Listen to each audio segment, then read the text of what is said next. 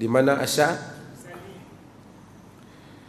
Tidak ada riwayat yang menunjukkan Nabi membaca usalli. Usalli maksudnya sengaja aku semayang.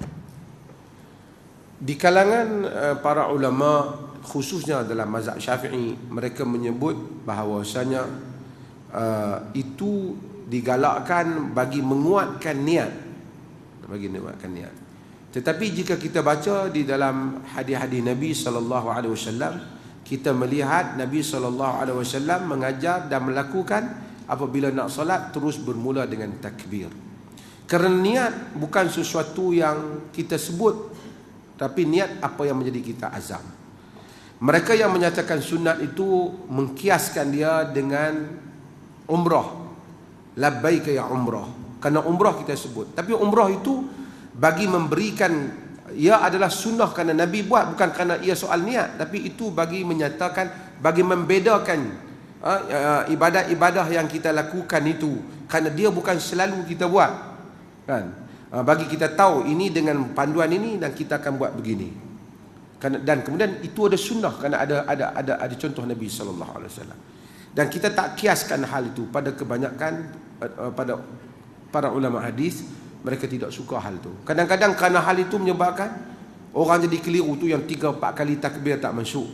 Kerana dia ingat bahawasanya yang dikatakan niat itu dengan menyebut hal itu. Yang terbaik dalam hal ini ialah mengekalkan sunnah Nabi sallallahu alaihi wasallam. Kan? Apabila idza qumta ila salah fakabbir. Apabila kamu bangun untuk solat maka kamu bertakbir.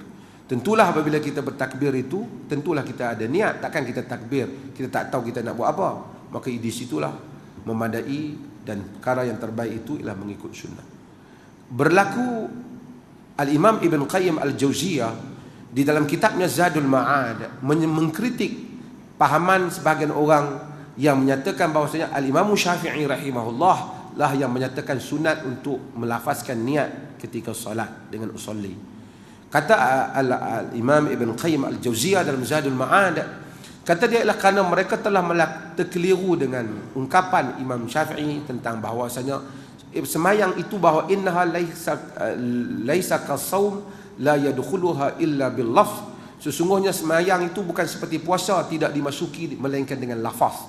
Mereka faham lafaz itu lafaz niat usolli. Maksud Al-Imam Syafi'i lafaz itu ialah takbir Allahu Akbar. Kerana hatta dalam kitab Al-Um Al-Imam Syafi'i, beliau tidak pun menunjukkan bahawasanya ungkapan usolli itu dibuat bagi orang yang menunaikan salat. Wallahu ta'ala alam. Ada soalan lagi?